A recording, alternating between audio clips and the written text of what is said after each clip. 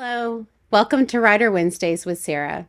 I'm Sara R. Turnquist, multi-published clean historical romance author and someone who suffers with a mood disorder. I'm glad you're here.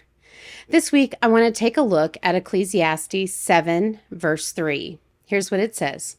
Sorrow is better than laughter, for when a face is sad, a heart may be happy. And that's the NASB translation.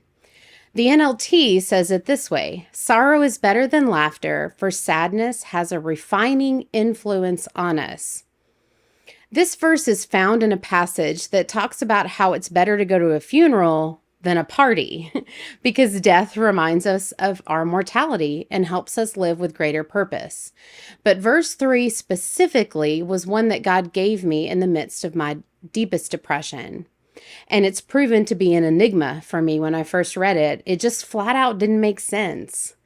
I read it several times with little clarity and then consulted my Bible's commentary. Then I read and reread the verses around it for context, always an important step when you're studying the Word. And then I prayed. Slowly, maybe more slowly than for most, as the collected information seeped into my brain, and mostly the work of the Holy Spirit opening my eyes to what God would have me see, I came to a better understanding of this passage. These words might well refer to how we often learn more about God from the difficult seasons, and our hearts are more satisfied or happier, if you will, when we have that more intimate, closer walk with God. That often occurs more frequently during times of great sorrow, frustration, and sadness. I really wish that I could deny this and say that I feel just as close to Him in the good seasons as those of trial. And in reality, He is not any further away. It's us that feels that way at times. And so the message of this verse has been true. In my periods of depression and recovery, the season of grief when I lost my mom, I responded more readily to God drawing me closer. I came out of the depressive episodes feeling closer to Him than before, knowing Him better as my sustainer, provider, comforter, and guide. So why does it take an extreme shakeup to wake me up to my need for Him? For me, I have a great tendency to default to self-reliance and living self-sufficiently. I can become rather complacent when things are going smoothly. It's not how I want things to be, but it's how things tend to go for me.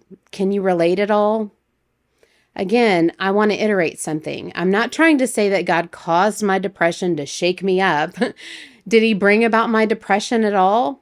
That question is bigger than I can answer.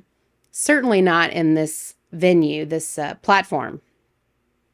But I will say that He has been faithful to bring good from it, as His word says that He will. And He has blessed the journey of recovery and drawn me nearer to Himself, and continues to as I struggle with my mood from time to time. And I wonder, can you relate to this? What are your challenges or the places where you don't understand a verse or a passage? How can those be opportunities to lean into Him? As always, thank you for listening and for journeying with me. I hope to see you next week when I will talk more to the writing side of things with a short teaching on email marketing, which sounds kind of strange for those of you non-writers out there. But until then, many blessings.